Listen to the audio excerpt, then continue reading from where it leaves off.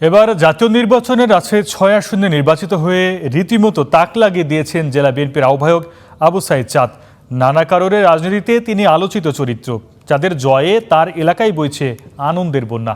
নবনির্বাচিত এই জনপ্রতিনিধি জানিয়েছেন তার উন্নয়ন পরিকল্পনার কথা। বলেছেন জনগণ না চাইলে ট্যাক্স ফ্রি গাড়িও নেবেন না তিনি। জিয়াউল গনি সেলিমের রিপোর্ট বিস্তারিত।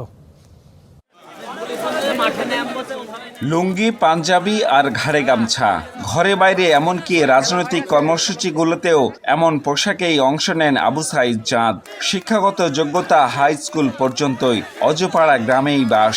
গ্রামের এমন সাধারণ ব্যক্তিকে সংসদ সদস্য হিসেবে পেয়ে আনন্দের যেন শেষ নেই বাঘা ও চারঘাট উপজেলার মানুষের বিপদ আপদ সুখে দুঃখে সবসময় সে তাদের পাশে যেয়ে দাঁড়িয়েছে। সে কাউকে ভেদাভেদ মনে করে না, কে হিন্দু কে মুসলমান কে খ্রিস্টান তাই না। সে যদি বিপদে পড়ে তাকে সে ডাকার সাথে সাথে তাকে ওখানে হাজির হওয়ার চেষ্টা করে। গ্রামেই বসবাস করেছে, এখান থেকে শহরমুখী কখনো হয়নি।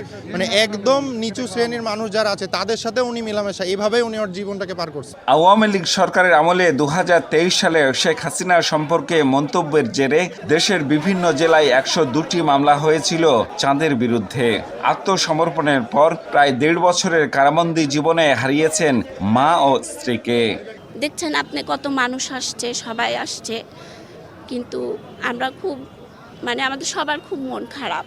আমার আব্বা পাশ করছে, সবাই আমরা খুব খুশি, কিন্তু শুধু আম্মা দাদি দেখে যেতে পারলেন না। বিগত ১৫ বছর কোনো বাধাই দমাতে পারেনি আবু সাইদ চাঁদের রাজনৈতিক পথচলা।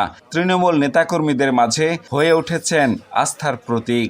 আসি সাধারণভাবে আমি চলবো এবং যতদিন থাকি মানুষের পাশে থাকতে চাই এবং মানুষের খেদমত করতে চাই, কাজ নিয়ে থাকতে চাই জীবনে। তৃণমূল থেকে উঠে আসা এই নেতার বিজয়ে উচ্ছ্বসিত তার নির্বাচনী এলাকার মানুষ। প্রত্যাশা সুখে দুঃখে পাশে থাকবেন তিনি। Ziaul Gani Selim, star news, Rajshahi.